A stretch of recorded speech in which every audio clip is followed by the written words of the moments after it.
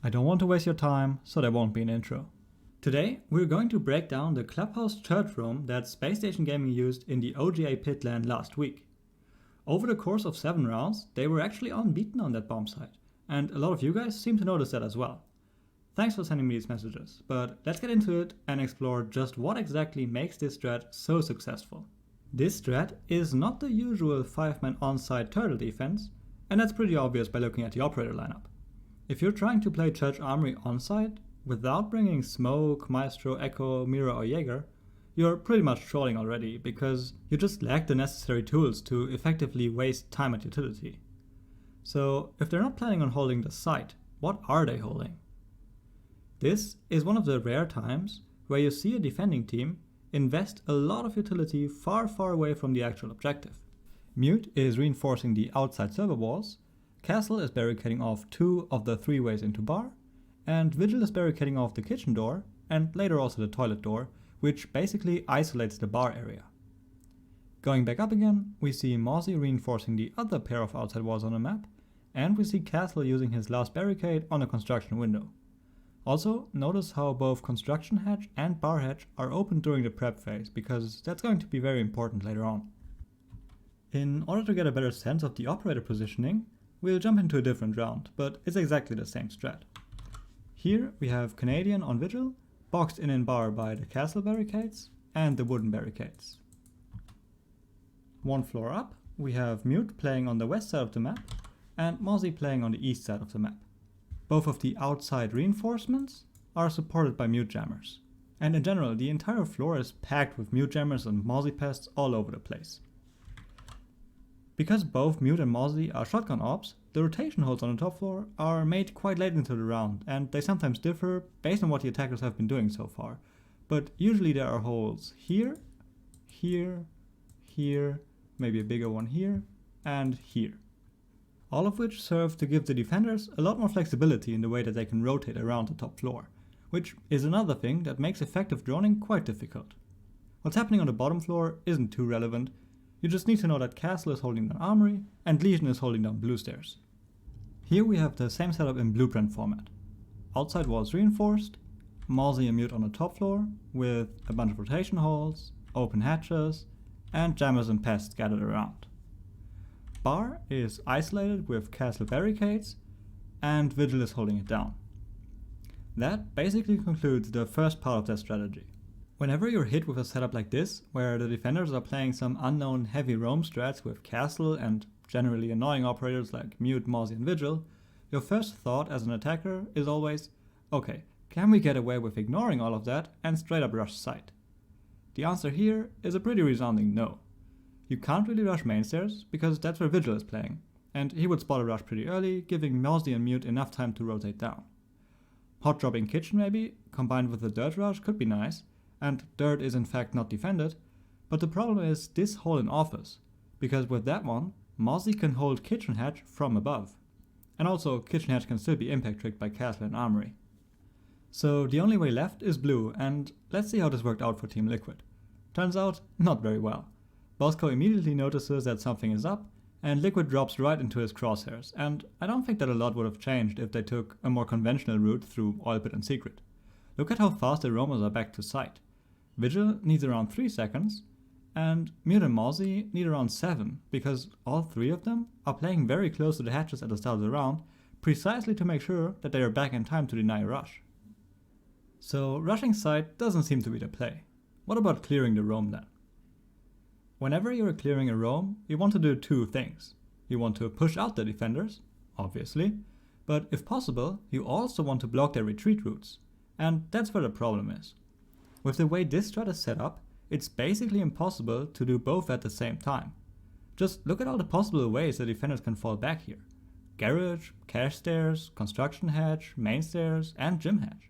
And sure, it's not difficult to deny cache stairs for example, but there's just no efficient way to deny all of them at once and still have people left over to push and to drone. Look at this round against Nora Rangu for example. Do you see how thin the attackers are spread here? Because Jackal is trying to get into toilet to deny main stairs rotations, the rest of the team is left in these 2-man squads, and that's not a nice situation. Like, imagine if Mute and Mozzie were contesting this a bit harder. there are only 2 people in position to push Mozzie in cache, and there are only 2 people in position to push Mute in Master or Office. And assuming one of them is droning for the other, that's more or less just a normal 1v1, and that's far from a safe kill. That's also ignoring that it's basically impossible to secure your flank in this situation. At any point during this, Legion could have come up cache stairs or garage stairs, and there's really nothing they could have done about that. Luckily for them though, Mozzie and Mute aren't looking for a fight, and Legion isn't looking for a flank. Instead of trying to clear both sides at the same time, let's look at a round where the attackers focus their clear on only one of the sides. Right off the bat, you can see that LG are starting off the round being much closer together than Norango was. Sure, they also sent one player to the opposite side of the map, but nonetheless, this is a distinctly different way of approaching the roam clear. And it seems to be working reasonably well. Because Mozzie is once again not going for fights on the cache side, LG quickly gets control of it, and Mozzie is forced to play on the master side. So it's looking quite good at the moment, but now LG has to deal with the flip side of focusing the clear on one side only. Which is that now SSG only needs to worry about pressure from one side. There is no one on hot top, there is no one outside main stairs window, and there is no one on the office hatch. The only area that LG can pressure from is construction and master windows. And because of that, they're kind of stalling out right now. And this stall is only resolved because Mute loses a gunfight. So bottom line of this way of clearing the top floor, where you focus on one side only, is that you save time initially on the side that you're stacking on, but then you lose that time again on the other side because then you're not in optimal positions for that side of the map. But I want to quickly jump back to just after Mozzie has retreated into office. I did say that LG was kinda stalling out here, but that's not exactly the correct way to put it. It's not like LG didn't know what to do, it's just that they needed the necessary information to continue with their clear. But against this setup, droning is literally hell. Not only are there mute jammers and Mozzie pads behind every single doorway, you are also constantly exposed to visual static. And with that, every room takes twice as long to clear, and the top floor isn't exactly small, so this time loss really compounds, and it leads to situations like these, where the team literally has to wait a whole minute for the top floor to be droned. But there is another reason why this heavy information denial is so strong, and it has to do with how SSG is playing this room.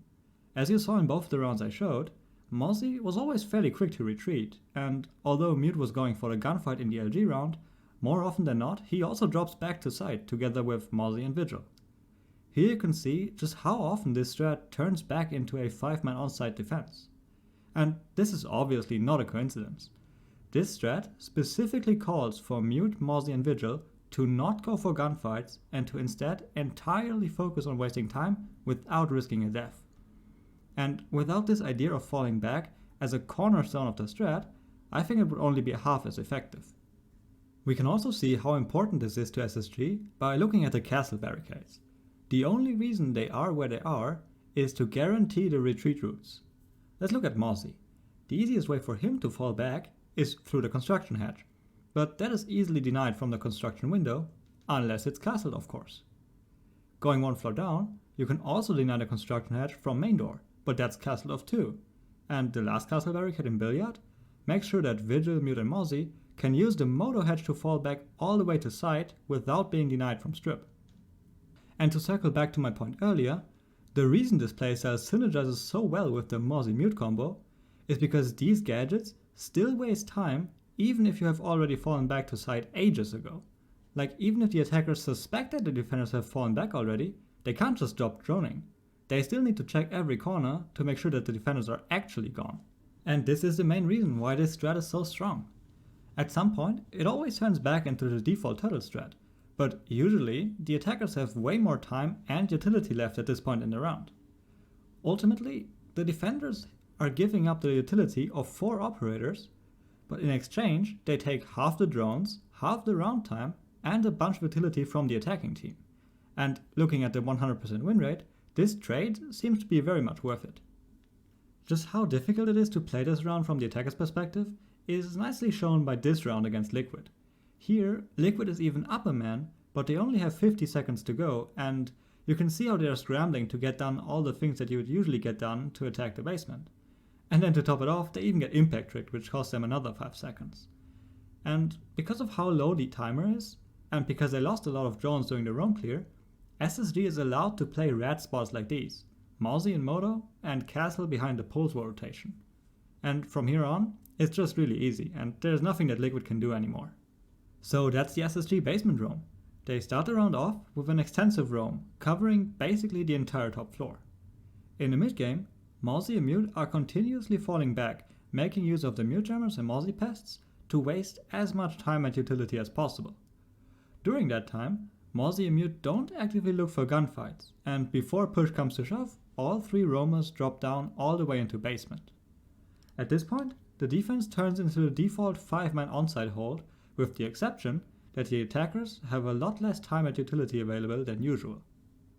So that's it for the video. If you want to learn more about this defense, you should probably rewatch a few USN rounds because they're bound to play it there as well. I'm recording this video before USN, but it would be kinda BM to publish it a day before the tournament. If you want though, I could revisit this strat and see how it went for them in USN. Let me know in the comments.